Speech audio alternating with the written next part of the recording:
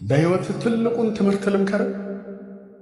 ያንተን መኖር ዋጋ ከማይሰጡ ሰዎች መካከል እንደሆንክ ከተሰማ ትታቸው ውልቅ። ስኬት ሰዎች እንዲወዱ አያድርግ። ጥላቻቸውን አንተ ፊት ሲሆኑ ይደብቁና ወዳጅ አድናቂ ይመስላሉ እንጂ በጭራሽ እንዲወዱ አያድርግ። አይደለም ብዙ ሰዎች ስላንተ ያላቸውን ስሜት በጭራሽ በግልጽ አይነግሩም። የፈለገ ነገር ብታደርግ ሁሉም ሰው ሊወድህ አይችልም። የሰው ልጅ የህልሙን ሳይሆን የሥራውን የልፋቱን ውጤት ነው የሚያገኘው የሚባለው እውነት ነው። ተኝተህ ያለምከው የት ያደርሳል? የትም አያደርስም። አታይም እንዴ እኔ ስሰናከል? ሲጀመር ስለ ነገ ውሎ የማቅ ከሆነ ህይወት ምኑ ያጓጓል? ምንም አያጓጓኝ። ዋናው ቁም ነገር ከዚህ ሁሉ ምን ተማርክ ነው። ወንድሜ አንተ ብቻ አንገትህን ደፍተህ ዓላማ ላይ አተኩር እንጂ ስኬት እየተሳበች እንዲህ ተንፏቃ አሳዳ ያለህበት ትመጣለች። ጸልይ። ካለፍክበት መጥፎ ህይወት ሌሰን ውሰድ፣ ተማር።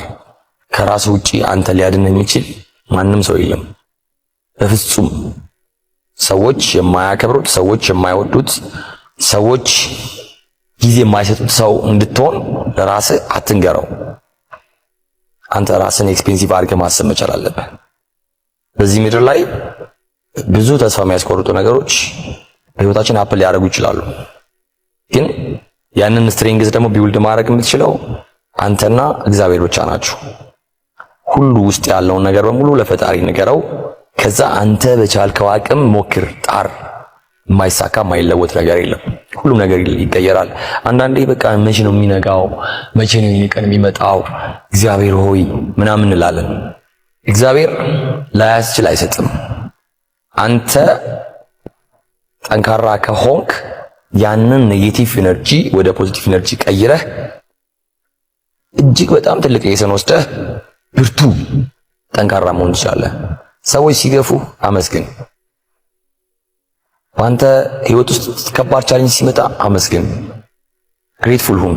ምክንያቱም አንተን የሚፈትንህ ነገ ለትልቅ ዓላማ እያዘጋጀ ስለሆነ ነው። አንተን የሚፈትንህ ነገ ለአንተ የሚገባ ዲዘርቭ የሚያደርግ ትልቅ ፕሮጀክት እያዘጋጀልን ነው እግዚአብሔር። ሁሉም ሰው የራሱ የሆነ ቻሌንጅ አለበት። ዶንት ጊቭ አፕ። ተስፋ መቁረጥ አያስፈልግም። ሁሉም ሰው አለበት እና የራስህን ችግር ከራስህና ከእግዚአብሔር ውጪ there is no one። ያንተን ፔን ማንም ሰው ሊረዳ አይችልም። ኢቭን የፈለገውን ያህል አስረድተውም ቢሆን ያ ሰውዬ አንደርስታንድ ሊያደርግ አይችልም። ያሬድ 6 ጊዜ ትሉ ሲወድቅ አይቶ ነው በሰባተኛው ዛፉን ሲወጣ አይቶ አሃ ለካ ማሸነፍ ይችላል ብሎ እና እግዚአብሔር እያሳየን ነው። ነገ ብራይት የሆነ ነገ በጣም በጣም በጣም ትልቅ የሆነ ፊውቸር እያዘጋጀልን ነውና ተስፋ ከመቁረጥ ይልቅ ጠንካራ ሆኖ ማለፍን የመሰለ ነገር የለምና ተስፋ አትቁረጥ።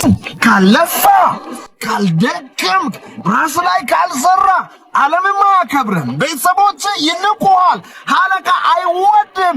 ፍጣሪ ራሱ ሰነፍ ሰው አይወድም። ልብ በል፣ ለወፎች ምግብ ያዘጋጃል፣ ነገር ግን አንስቶ አፋቸው ውስጥ አይከትም። አፍ ውስጥ አንስተህ ያንተን ህልም፣ ዓላማ፣ ራዕይ የምትበላው በዲሲፕሊን ነው።